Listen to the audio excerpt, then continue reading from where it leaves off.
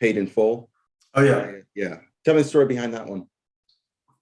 Well, that one was kind of funny because I was told that we needed to shoot a video. We designed all the posters and graphics for the cover, and then we were told they're flying in. Can you shoot a video like straight away? So I got a photographic studio that wasn't too far from us that we used, and we put all the posters up and set it all up, and I was going to shoot it just shot on video, like Betacam. It wasn't actually even shot on film.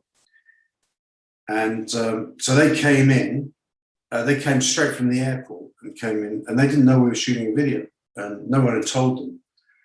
And they hadn't heard the mix either, which had all the I've forgotten the name of it. It was the particular mix. It was, it's got all the little sound bites in it, and they hadn't heard that.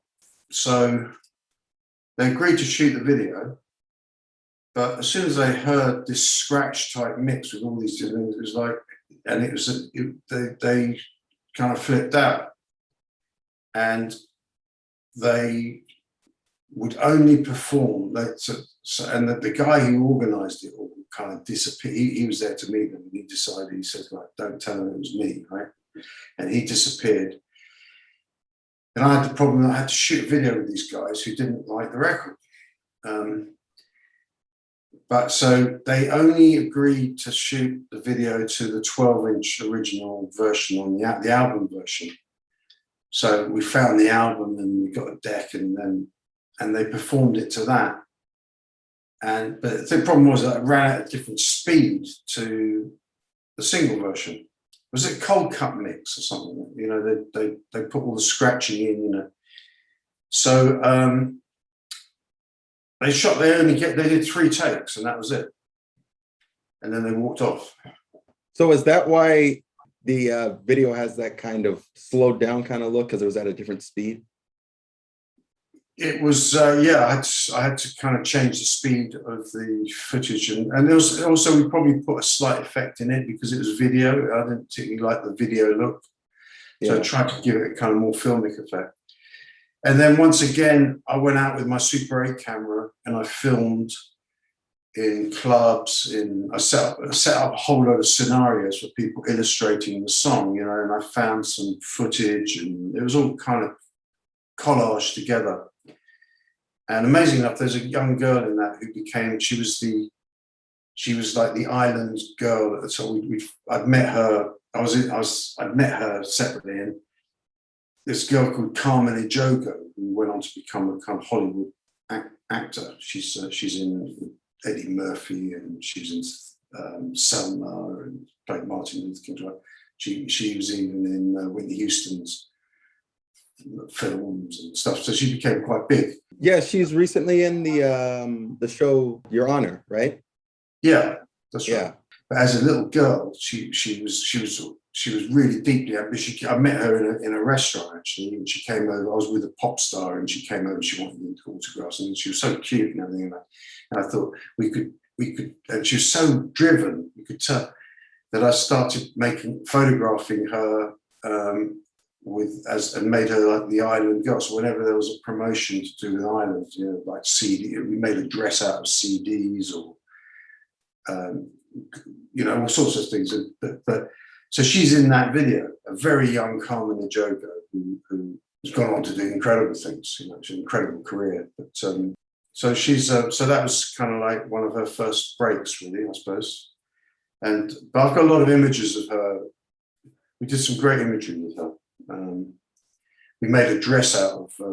There's a kind of very cool magazine called ID Magazine over here, which they gave us a page and they said you've got to do something with it. So we made a dress out of all the vinyl albums, all the records we'd released. So and she was wearing kind of hat, and there was a kind of like it was all a very cool kind of outfit. That image that was a really striking image. But she was great. She was great. And so anyway, basically, Paid in Full. They didn't like the mix, but it did really well, that records, you know, and it was the first time anybody had included graphics into a video that I know of. You know, I stuck words in it, and it was an editing job basically, and so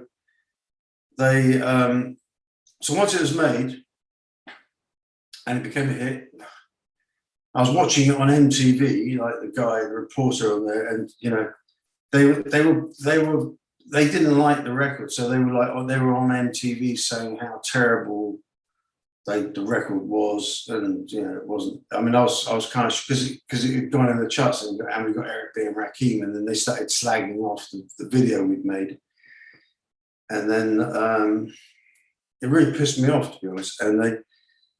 And then a week later, somebody had set fire to, I think, Eric B's Rolls Royce or something, and I thought, well, that's screwed it, because there was a kind of payback thing. I thought, that's karma, man, because, you know. Yeah, I mean, granted, they should have been informed on, you know, what the situation was, but that's still promotion for your name. Yeah, and it's not a bad video.